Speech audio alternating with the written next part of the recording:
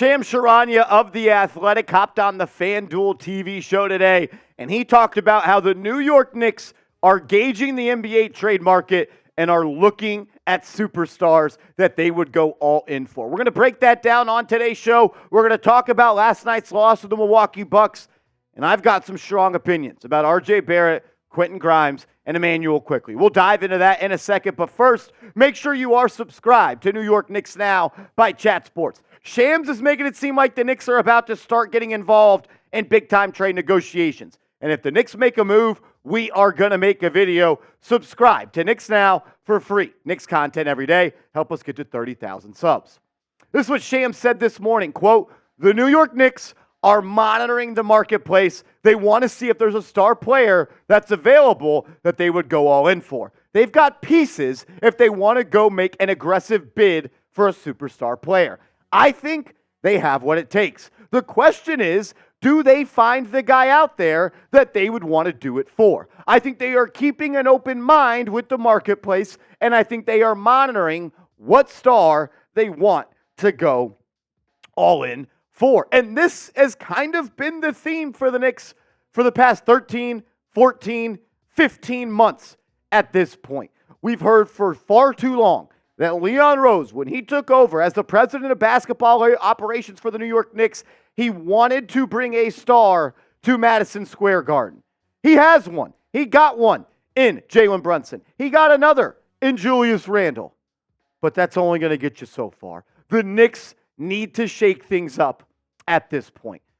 What about this? What star is available? I could go out there and look for the finest girl in the world at the bar, and I would say I want one. But if she's not there, if I can't pull up and shoot my shot, it's not going to happen. If for a trade to happen, crazy thought, you need two teams to agree to it. And one of those teams has to be willing to give up that star player. What guy is on the move right now that's a star player in the NBA? I'm not sure, and that is what the problem is with Leon Rose's plan. His plan was to add a star and a superstar via a trade. He compiled all these draft picks. He compiled all these middle salaries that can be added to a trade to match the salary. But if there's not a girl that wants to go home with you, you can't make the trade. If the girl you want doesn't want to break up with her current boyfriend, you can't go get him. You can't keep kicking the can down the road forever, though. You can't always say we're just going to wait for the next star. You passed on Donovan Mitchell. You passed on Drew Holiday. You passed on Kyrie Irving. You passed on Paul George. You passed on James Harden. You've passed on a lot of players who have been traded. And I'm not saying that any of those decisions were the wrong ones to make. I do think they should have traded for Donovan Mitchell, and I do think they should have traded for Paul George. But you can't continue to just kick the can down the road. Why? Because some of your assets have an expiration date on them, and that's quickly approaching. Last night showed me the Knicks are not close to being a championship team. Doesn't matter how good Julius Randle played. Even Brunson, who played bad, still had a decent-ish game. But you're never going to win a championship with those two guys as your best two players. Leon Rose, you're on the clock, my man. You came here a couple of years ago, and you've led this team in your image, and it's had a lot of success. You made the playoffs in year one, missed the playoffs, got to the second round in year three. But you're on the clock because right now all the New York Knicks are doing is treading water. You didn't really necessarily improve this team all that much in the offseason. You traded Obi for a bunch of scraps, and then you added Dante DiVincenzo, who at best is an off-the-bench player in a rotation for a team that's trying to compete for a championship. He's not a needle mover. He's got to help you improve on the margins. And you haven't made a first-round draft pick in the last 2 years. So you're not improving in the trade market. You're not improving that much in free agency. And you're not getting younger and having cost-controlled assets and adding talent through the draft. This whole process at this point seems flawed. And watching that game last night versus the Bucks told me this team is nowhere close to competing with the top dogs in the Eastern Conference. I want to ask this question, though, before we move on. We'll talk about RJ, Quinton Grimes, and Emmanuel Quickley. But I want to hear from you. What is your confidence level in Leon Rose? Scale it from 1 to 10. 1 being you're not confident. 10, you're extremely confident. I'm curious what everyone's got to say. Coming up next, I hate we're having to do this. I don't want to do this, but I have to be honest with you guys, and I got to tell you what I think. Coming up next, the Knicks need to trade RJ Barrett and probably Emanuel Quickley and Quinton Grimes. We'll touch on that in a second. But first, I got to give a huge shout out to today's sponsor, Prize Picks. Go to prizepicks.com/CLNS. Use the promo code CLNS, and Prize Picks will match your initial deposit up to $100. Prize Picks is the #1 daily fantasy sports app in North America, and it's the best and easiest way to play daily fantasy. All you do is create a lineup of 2 to 6 players, and you simply choose more or less on their projected stat line. This is the lineup that I'm going to be rolling with for the Sunday games this week in the NFL, but it's not just the NFL. NBA, college football, college basketball, and more. PrizePicks.com/CLNS. I'll put that link in the comments and description of today's show. All righty. Let's just do it. The Knicks will never be an elite team with R.J. Barrett as your third option alongside Julius Randle and Jalen Brunson. And there are a lot of reasons for that. Number one, R.J. Barrett does not have the game of a third option. If you are going to be the third option on a championship team, you need to do a couple of things well. Play off ball, be a good catch and shoot player, and be a guy that D's up on the defensive end. And specifically, all those things are imperative for the Knicks' third option. Because one, Jalen Brunson, as much as I love that dude, he's not a good defender. Julius Randle, as well as he played last night for the Bucks, he's not a good defender. And why were the Bucks able to get open look after open look after open look? Because our guards and our forwards could not stay in front of the Bucks guards and forwards. It was paint touch after paint touch. And a reason that R.J. Barrett won't succeed here and help the Knicks win a championship as the third option, because the Knicks small forward needs to be a point of attack defender. The Knicks last night, late in the second quarter, allowed Damian Lillard to hunt Julius Randle, and he scored 13 points in that stretch. You need that small forward to be able to guard Jalen Brunson's man, to fight over and under screens, so you can't have these bad switches. When you have R.J. Barrett at the small forward, you can't hide Jalen Brunson anywhere. But if you had an elite small forward defender, 6'8", 6'9", that can guard 1 through 4, you can hide Brunson on a lesser option. The Knicks just need somebody that is better than Julius Randle and Jalen Brunson. I think Brunson is one of the best players in this league, but he can't be your #1 option on a championship team. The way Randle played last night was impeccable, but he can't be a #1 option on this team. The Knicks will never be that elite team unless they get somebody better than those guys. And the way they do that is by trading a guy like R.J. Barrett, Emanuel Quickley, and Quinton Grimes. Also with R.J., it's year 5, and the consistency issues he had at 18 years old are still a thing. Started the season extremely well. In October, 4 games played, he averaged 21 points per game, over 45% from the deck, and almost 43% from distance. In November, the regression started to hit, down from 21 points to 18 points, 45% to 41%, 43% from 3 to 40. Still great. And then he's fallen off a cliff in the last 8 games. The dude is shooting 35% from the floor in the last 8 ball games, and he's shooting 25% from 3. The small forward on the Knicks, if you're going to have Jalen Brunson and Julius Randle, is you need someone that knocks down threes, can be a playmaker, and can defend. You need a superstar, and R.J. Barrett's not that guy. Overall, R.J. Barrett is going to have a good, long career in the NBA. I truly believe that. I just don't think the Knicks are the spot for him. Overall, he's just not consistent enough. If I got the R.J. Barrett that played his A-plus game every night, sure, we could keep him and we could have that conversation.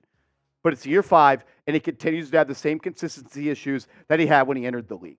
And miss me with the bullshit that R.J. Barrett can play shooting guard. One, he doesn't handle the ball well enough. He doesn't play make. He can't play off ball. And he can't even guard Chris Middleton at the small forward position. What guard in the NBA is he going to guard? He can't move his feet. He's got cement blocks on his feet. He's got the slowest lateral movement I've seen at a player that was projected to be an elite athlete in this league. He's not a shooting guard. He can't defend an old Chris Middleton. Middleton was beating him off the bounce and getting to the cup. He ain't guarding Hannah Edwards, I'll tell you that much. He ain't guarding any elite 2s in this league. You think he's guarding Donovan Mitchell? Miss me with that. Next player. We'll get to Emanuel Quickley in a second. As the president of the Quinton Grimes Hive, I'm stepping down.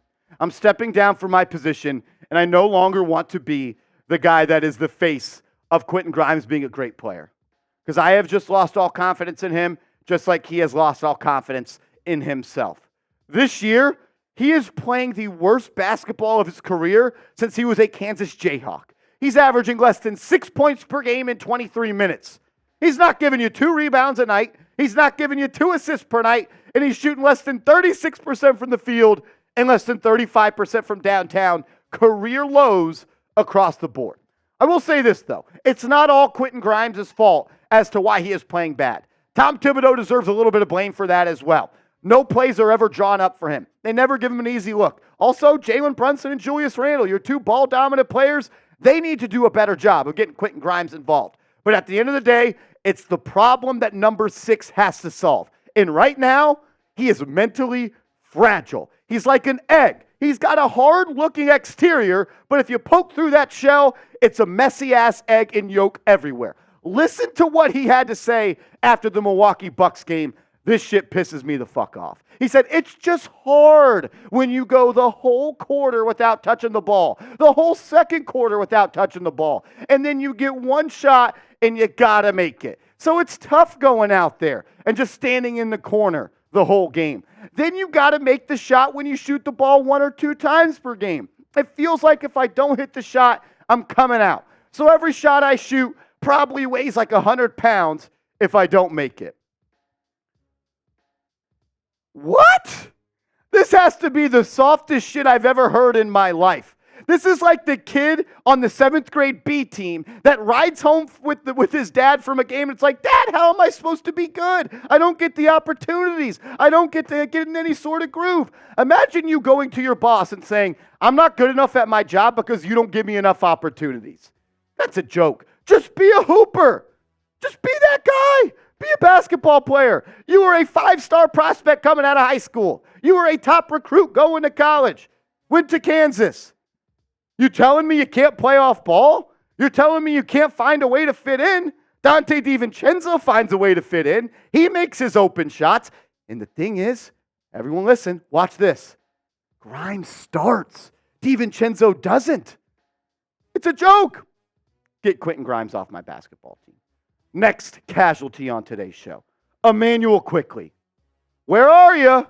Marco. Yep, he's nowhere. What the hell was that, Emanuel Quickley, last night? 7 points, 1 of 7 from the deck, and 1 of 4 from downtown. It's almost like in any high-pressure situation, any high-leverage game where the refs swallow the whistle a little bit and the defense is allowed to be a little bit more physical with the hand check, Emanuel Quickley is nowhere to be found. Wasn't just against the Bucks this year in the play-in game. The dude hasn't showed up to the 2023 playoffs yet. He's averaging 9 points in the playoffs last year on 28 minutes, less than 2 rebounds, less than 2 assists, in fact, 1 assist, and less than 35% for the field and only 24% from downtown. I heard a wise man once say this: fool me once, shame on you. Fool me twice, go fuck yourself. Emanuel Quickley, what are you doing, my man? What are you doing? You wanted $25 million, and in every high-pressure game, every playoff moment, you don't show up? You've been terrible for the last 8 games of the season. Yeah, you're averaging 13.4 points per game.